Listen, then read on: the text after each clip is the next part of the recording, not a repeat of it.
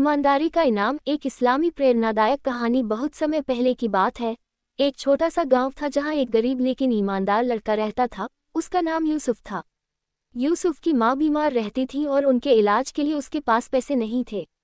वह दिन भर लकड़ियां काटता और बाजार में बेचता ताकि अपनी माँ के लिए दवा और घर का खाना ला सके। एक दिन यूसुफ को जंगल में लकड़ियां काटते समय एक पुराना चमकता हुआ थैला मिला। जब उसने उसे खोला तो उसमें सोने के सिक्के थे। यूसुफ हैरान रह गया, क्योंकि इतने पैसे उसने कभी अपनी जिंदगी में नहीं देखे थे। कुछ ही पल में उसके मन में विचार आया कि वह इन पैसों से अपनी माँ का इलाज करवा सकता है, अच्छा घर बना सकता है और आराम से जिंदगी बिता सकता है।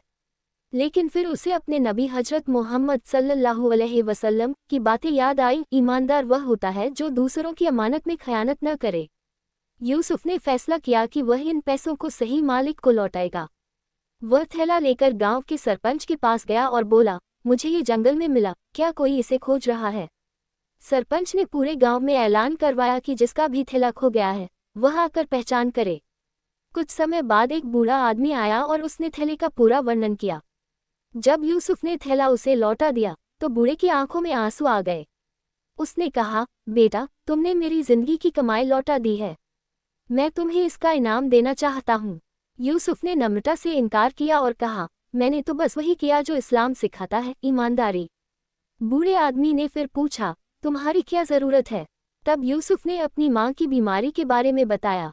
बूढ़े आदमी ने उसे गले लगाया और कहा, बेटा, तुम जैसे ईमानदार लोग बहुत कम होते हैं। मैं एक हकीम हूँ और तुम्हारी माँ का इलाज मुफ्त में करूँगा। साथ ही मैं तुम्हें जंगल में लकड़ियाँ काटने की जरूरत नहीं रहने दूंगा। मेरे पास एक दुकान है, तुम वहाँ काम करोगे और मेहनत से कमाओगे। यूसुफ की माँ का इलाज हो गया और यूसुफ एक इज्जतदार जिंदगी जीने लगा।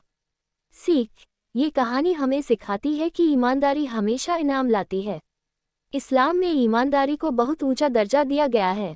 जो इंसान अल्लाह से डर कर सही रास्ता अपनाता है, अल्लाह उस पर अपनी रहमत जरूर करता है।